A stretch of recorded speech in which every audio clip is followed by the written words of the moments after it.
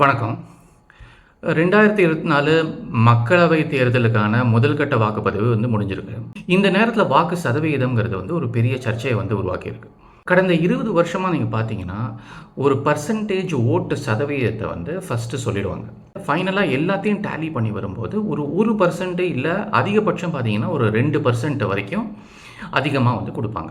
இப்ப தேர்தல் ஆணையம் முதல்ல 72% அளவு வாக்கு சதவீதம் அப்படின்னு சொல்லிட்டு, ஃபைனலா எல்லாத்தையும் டேலி பண்ணினதுக்கு அப்புறமா 69% அப்படின்னு குறைச்சிருக்கு. தேர்தல் ஆணையம் நிச்சயமா இதுக்கு பதில் சொல்லியே ஆகணும். பதில் சொல்ல கடமைப்பட்டிருக்கு. இது தேர்தல்ல ஒரு பெரிய குளறுபடி நடந்திருக்கு அப்படிங்கிற ஒரு பெரிய சந்தேகத்தையே ஏற்படுத்துது. வீடியோக்குள்ள போறதுக்கு முன்னாடி சப்ஸ்கிரைப் பண்ணுங்க, லைக் பண்ணுங்க, ஷேர் பண்ணுங்க. நாளைக்கு எந்த கட்சியா இருந்தாலும் சரி, வெற்றி வாய்ப்பை இழந்தவங்க இதையே காரணமா சொல்லுவாங்க. வாக்குப்பதிவு முடிஞ்சதும் ஏப்ரல் 19ஆம் தேதி 7 மணிக்கு தேர்தல் ஆணையர் ஒரு பேட்டி கொடுக்கும்போது 72.09 அப்படின்னு சொல்றாரு. அந்த நேரம் வரைக்கும் எல்லாருக்குமே தெரிஞ்ச விஷயம் என்ன அப்படின்னா, தபால் வாக்குப்பதிவு இன்னும் சேர்க்கப்படல. பல மாவட்டங்களில் இது நடந்தது. தேர்தலை புறக்கணிச்சவங்க சில பேர் இருந்தாங்க. ஆனால் அங்கே அதிகாரிங்க போய் அவங்கள்ட்ட வேண்டுகோள் வச்சதுனால அவங்க என்ன பண்ணாங்கன்னா 4 மணி 5 மணிக்கு நிறைய பேர் வாக்குப்பதிவு பண்ணியிருக்காங்க. அப்படி வாக்களிச்சவங்கள கிட்டத்தட்ட ஒரு 700 800 வாக்காளர்களாவது கண்டிப்பாக இருந்திருப்பாங்க. அப்போ 6 மணி வரைக்கும் அந்த எண்ணிக்கையும் சேர்க்கப்படலை. தேர்தல் ஆணையர் 7 மணி பிரஸ் மீட்டில் 6 மணி வரைக்கும் என்ன நிலவரமோ அதை தான் அவர் சொல்லியிருக்காரு. 6 மணிக்கு ஓட்டு நேரம் முடியுது. ஆனால் குறைஞ்சபட்சம் தமிழ்நாடு முழுக்க ஒரு 500 இடங்கள்லையாவது 6 மணிக்கு மேலேயும் சில பேர் ஓட்டு போட்டிருக்காங்க. அப்படி இருக்கும்போது இது எல்லாத்தையுமே சேர்த்து டேலி பண்ணும்போது 72.09% அப்படிங்கிறது 73 இல்லாட்டி 74 அப்படின்ட்டு மாறி இருக்கணுமே தவிர 3% குறைஞ்சது ரொம்ப ஆச்சரியமா இருக்கு. குறிப்பாக இன்னொரு பிரச்சனை எழுது. அது என்ன அப்படின்னா, பிஜேபி எங்கெல்லாம் ஒரு கடுமையான போட்டி ஒன்று ஏற்படுத்திச்சோ அங்கெல்லாம் வாக்கு சதவீதம் குறைஞ்சு போயிருக்கு. அதாவது மத்திய சென்னை, வட சென்னை எடுத்திங்கன்னா, தென் சென்னை, கோயம்புத்தூர், நெல்லை, தேனி, ராமநாதபுரம் இங்கெல்லாம் பிஜேபியும் சரி, பிஜேபியோட கூட்டணி கட்சிகளும் சரி கடுமையான ஒரு போட்டி கொடுத்துருந்தாங்க. அது எல்லாருக்குமே தெரியும். அப்போ அந்த நேரத்தில் இந்தந்த தொகுதிகளில் முதல்ல கொடுத்த சதவீதத்தை விட நீங்கள் லேட்டஸ்ட்டாக ஃபைனலாக கொடுத்த சதவீதம் ரொம்பவே கம்மியாக இருந்துச்சு. ஒரு நிலை ஒரு 10% ஓட்டு சதவீதம் கம்மியாக சொல்லியிருக்காங்க. இந்த குளறுபடிக்கு தேர்தல் ஆணையம் ஒரு எக்ஸ்கியூஸும் சொல்ல முடியாது. யாருமே தேர்தல் ஆணையத்தை நீங்கள் 6 மணிக்கு ஓட்டுப்பதிவு நேரம் முடியுது, நீங்கள் 6 மணி நிலவரத்தை எங்களுக்கு கொடுத்தே ஆகணும் அப்படின்ட்டு யாருமே தேர்தல் ஆணையத்தை வற்புறுத்தலை. தேர்தல் ஆணையம் அதிகாரப்பூர்வமாக அவங்களா முன் எப்போ ப்ரெஸ் மீட் கொடுக்குறாங்களோ அப்போ தான். அப்படி இருக்கும்போது ஒரு தப்பான சதவீதத்தை கொடுக்கறதுக்கு என்ன அவசரம் இருக்கு? முதல்ல தேர்தல் ஆணையர் என்ன சொல்லியிருந்தார் அப்படின்னா, 20ஆம் தேதி பகல் 12 மணிக்கு ஃபைனல் டேலியை நாங்கள் கொடுக்குறோம் அப்படின்னு சொல்லியிருந்தார். இதை தாண்டி பகல் 12 மணிக்கு எந்த ஃபைனல் டேலியும் வரல.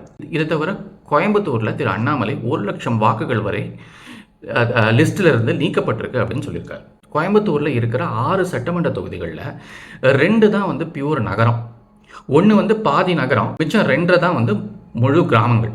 அந்த இடத்துலலாம் பொதுவாகவே நல்ல போலிங் வரும். அப்போ ஓவராலாக வாக்குப்பதிவு சராசரியை விட எப்படி கம்மியாக போயிருக்க முடியும்? எது இருந்தாலும் இந்த 1,00,000 வாக்குகள் லிஸ்ட்லேயே, ஓட்டர்ஸ் லிஸ்ட்லேயே இல்லை அப்படிங்கிற விஷயம் திரு அண்ணாமலையோ எலெக்ஷன் கமிஷனோ நிரூபிக்கணும். மொத்தத்தில் 3 விஷயம் இதில் இருக்கு. 1, வெரிஃபை பண்ணாத மக்கள். Final voters list election commission ஜான்வரியிலேயே வெளியிட்டும் கூட மக்கள் அதை சரி பார்க்க தவறிட்டாங்க. இப்படி அலட்சியமாக இருக்கிற மக்களுக்கு லட்சியங்களை பற்றி பேசுறதுக்கு எந்த அதிகாரமும் கிடையாது. வாக்காளர் பட்டியலை முன்கூட்டியே நான் செக் பண்ண மாட்டேன். தேர்தல் ஆணையம் சொன்ன பிறகும் கூட நான் செக் பண்ண மாட்டேன். அதுவும் இப்போ எல்லாத்தையுமே உட்கார்ந்த இடத்துலேருந்து ஈஸியாக செக் பண்ணிட முடியும். ஸோ முதல் ஃபால்ட்டு இங்கே தான். 2வது, அரசியல் கட்சிகள். பிஜேபி ஆகட்டும், டிஎம்கே ஆகட்டும், ஏடிஎம்கே ஆகட்டும், அங்கீகரிக்கப்பட்ட எல்லா கட்சிகளுக்குமே இந்த தேர்தல் ஆணையம் முன்கூட்டியே வாக்காளர் பட்டியலை கொடுத்துரும். அப்போ நீங்கள்லாம் என்ன பண்ணீங்க? ஏன் வாக்காளர் பட்டியலை செக் பண்ணலை? வீடு வீடாக போய் நீங்கள் பூத் ஸ்லிப்லாம் கொடுத்தீங்க, கேன்வாஸ்லாம் பண்ணீங்க. ஒரே வீட்டை நீங்கள் 2 வாட்டி 3 வாட்டிலாம் போய் பார்த்துருக்கீங்க. அப்போ இந்த கட்சிக்காரங்களுடைய பூத் ஏஜென்ட் எல்லாம் என்ன பண்ணாங்க? உங்கள் கட்சியோட முன்கள பணியாளர்கள் அவங்க என்ன பண்ணினாங்க? அப்போவே நீங்கள் பார்த்துருந்தீங்கன்னா ஒரு ஓட்டு கூட இந்த லிஸ்ட்டில் இல்லை அப்படின்னா கூட நீங்கள் அதை திருத்தி இருக்க முடியும். இந்த பூத் ஏஜென்ட்டுக்கெல்லாம் ஏன் இவ்வளோ முக்கியத்துவம் அப்படிங்கிறது இதுக்கு தான். பெரும்பாலும் பூத் ஏஜென்ட் எல்லாமே லோக்கல் ஏரியாவில் இருக்கிறவங்களாக தான் இருப்பாங்க. யார் யாருக்கு எந்தெந்த பகுதியில் எந்த கட்சிகளுக்கு ஓட்டு இருக்குது அப்படிங்கிற பல்ஸ் இந்த பூத் ஏஜென்ட்டுகளை விட மற்றவங்களுக்கு தெரிய வாய்ப்பே இல்லை. அப்படி இருக்கும்போது இந்த பூத் ஏஜென்ட் எல்லாம் என்ன பண்ணினாங்க? நான் எல்லாரையும் பொதுவாக அவங்க வேலை செய்யலை அப்படின்னு சொல்லலை. ஆனால் பூத் லெவல் ஏஜென்ட்டோடைய முக்கியத்துவம் என்ன அப்படிங்கிறத இதுலேருந்து நம்ம தெரிஞ்சுக்க முடியும். 3வதாக முக்கியமானதாக தேர்தல் ஆணையம். வெளிநாட்டிலேருந்துலாம் ஓட்டு போடுறதுக்குன்னு செலவழித்து வந்திருக்காங்க. ஆனால் அவங்க பேரெல்லாம் லிஸ்ட்லேயே இல்லை. தேர்தல் ஆணையம் எப்போதும் வாக்கு அளிக்கணும், ஒவ்வொரு வாக்கும் வந்து முக்கியம் அப்படின்னு சொல்லிக்கிட்டே இருந்து அட்வர்டைஸ்மெண்ட்லாம் கொடுக்குது. அப்படி செய்யணும் அப்படின்னா முதல்ல இருக்கிறவங்களுக்கு வாக்குப்பதிவு இருக்கிறபடியாக ஓட்டர்ஸ் லிஸ்ட்டில் அவங்களுடைய பேரை சேர்க்கணும்ல. இங்கே லிஸ்ட்டில் இருக்கிறவங்களுக்கே ஓட்டு இல்லாமல் போகக்கூடாது அப்படிங்கிறத வந்து இந்த தேர்தல் ஆணையம் வந்து உறுதிப்படுத்தியிருக்கணும். மக்களுக்கு வந்து இந்த தேர்தல் ஆணையம் கண்டிப்பாக பதில் சொல்லியே ஆகணும். பதிவோட இறுதியாக வாக்காளர்களுக்கு, கட்சிகளுக்கு, தேர்தல் ஆணையத்துக்கு இந்த 3 பேருக்குமே சமமான ஒரு பொறுப்பு இருக்குது. தமிழ்நாட்டில் எப்போவுமே சராசரியாக ஒரு 69லேருந்து ஒரு 72% தான் வாக்குப்பதிவு வந்து இருக்கும். ஆனால் இதெல்லாம் தாண்டி வாக்கு சதவீதத்தை வந்து நீங்கள் வந்து மேலும் கூட்டணும் அப்படின்னா தேர்தல் சீர்திருத்தம் தான் ஒரே வழி. ஒரே நாடு ஒரே தேர்தல் அட்டை அப்படிங்கிறதெல்லாம் வந்து பேசிக்கிட்டு இருக்காங்க. நம்ம சொந்த ஊரை தாண்டி வெளியூரில் வந்து வேலை செய்ய வேண்டிய கட்டாயம் இருக்குது. ஆனால் நம்ம வாக்குப்பதிவு பண்ணுறதுக்குன்னு இதுக்குன்னு நம்ம வந்து ஊருக்கு போக வேண்டியிருக்கு. அந்த ஊருக்கு போகும்போது இந்த வாக்குப்பதிவு நடக்கும்போது நம்மளால் வந்து ஆஃபீஸில் லீவு கிடைக்கல, இல்லை வந்து வீட்டில் வயசானவங்க இருக்காங்க, குழந்தைங்க இருக்காங்க, அவங்கள விட்டுட்டு எங்கேயும் போக முடியாது அப்படிங்கிற நிலையில் இருக்கிற நிறைய பேர் இருப்பாங்க. அப்படி இருக்கிறவங்க எல்லாருக்குமே இந்த ஒரே நாடு ஒரே தேர்தல் அட்டை அப்படிங்கிறத வந்து கண்டிப்பாக ஹெல்ப் பண்ணும். எந்த இடத்துல நாம் இருக்கோமோ அந்த இடத்துலேருந்து நீங்கள் வாக்களிக்கக்கூடிய வாய்ப்பு வந்து எல்லாருக்கும் இருக்கணும். குறிப்பாக இது மக்களவை தேர்தலுக்காவது வந்து இது வந்து ஒரு சாத்தியமான ஒரு விஷயமா இருக்கணும். காலேஜை வந்து நீங்கள் ஆரம்பிக்கும் போது கண்டிப்பாக நீங்கள் வந்து ஒரு புது வாக்காளராக இருக்கீங்க, 18 வயசு தாண்டி ஒரு புது வாக்காளராக இருக்கீங்க. புது வாக்காளர்களை கண்டிப்பாக நீங்கள் வந்து எலெக்ஷன் கமிஷனில் போய் நீங்கள் வந்து உங்களை ரெஜிஸ்டர் பண்ணிக்கணும் அப்படிங்கிற ஒரு கட்டாயத்தை நீங்கள் வந்து கொண்டு வரணும்.